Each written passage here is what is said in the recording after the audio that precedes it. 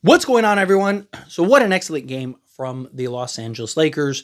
They tried to give that game away, for being honest, but Mr. LeBron James came up huge, hit some huge shots in the fourth quarter, right? After just an abysmal start to shooting. I mean, it was one of his worst offensive games, but just got back from injury, right? Give him some time. I said the same thing about Austin Reeves, the same thing about Luka, same thing about LeBron, right? Got to give him a little time, but he came through when you needed it.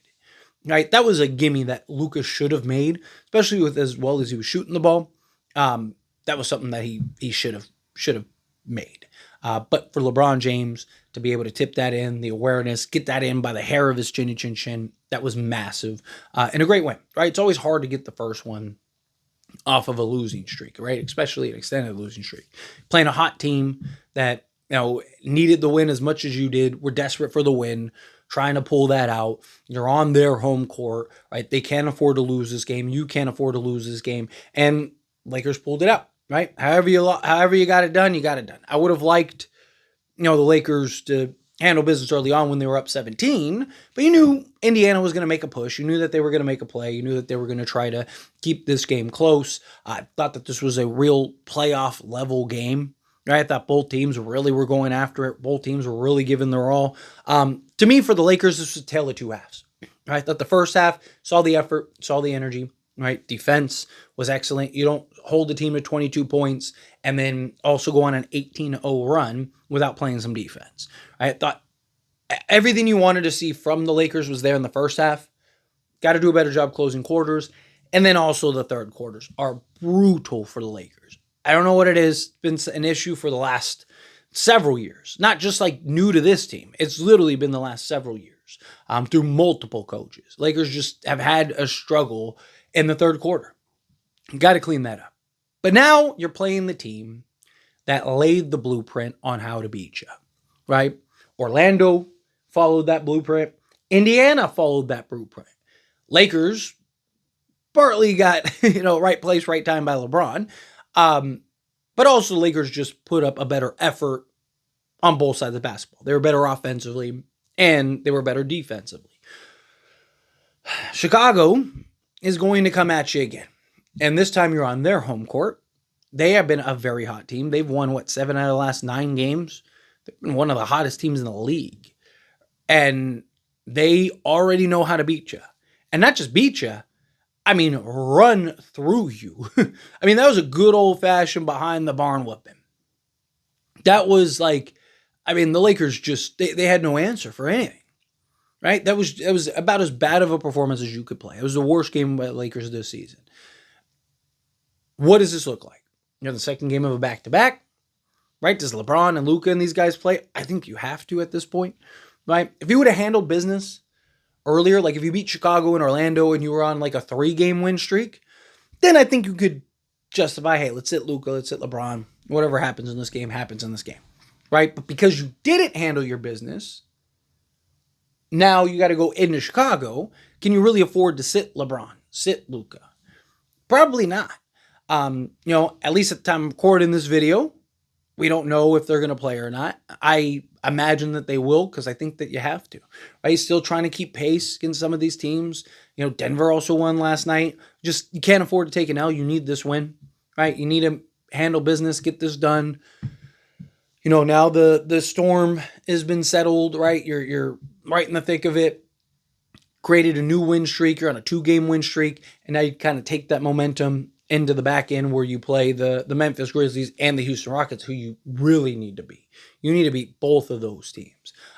Houston, you're trying to catch, and Memphis, you're trying to keep behind you, right? So those 2 games are more important than any games, right? Like if you have to, again, I don't want to, but if you have to take the L against the Bulls, right? Let's say they want to sit LeBron and Luka to go all out against Houston and Memphis, then that's what you do.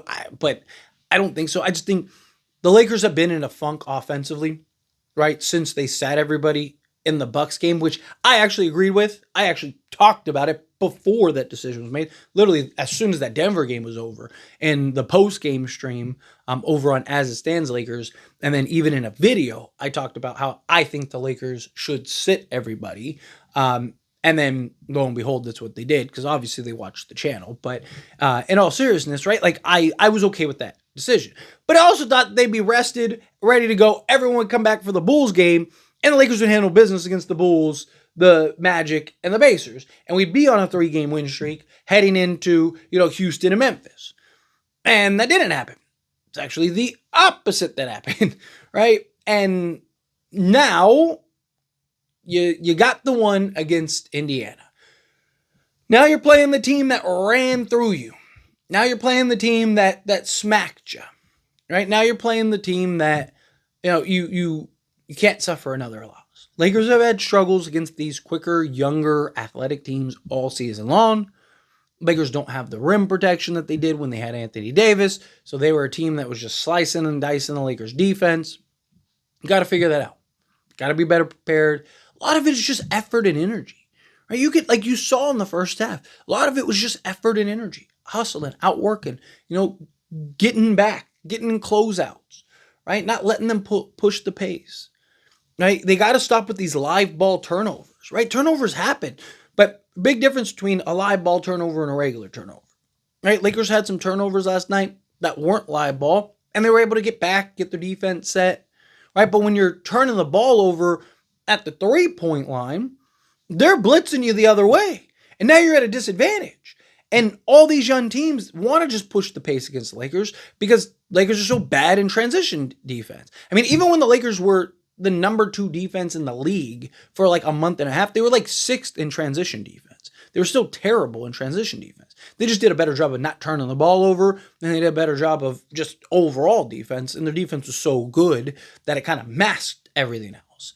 Well, we either need to get back to that, or we need to clean some stuff up, right? I still have my concerns about Luka and Reeves in your backcourt as your defensive front, right? Like, you saw Indiana late in the game just go after Luka, go after Reeves, right? Like, teams are coming for them.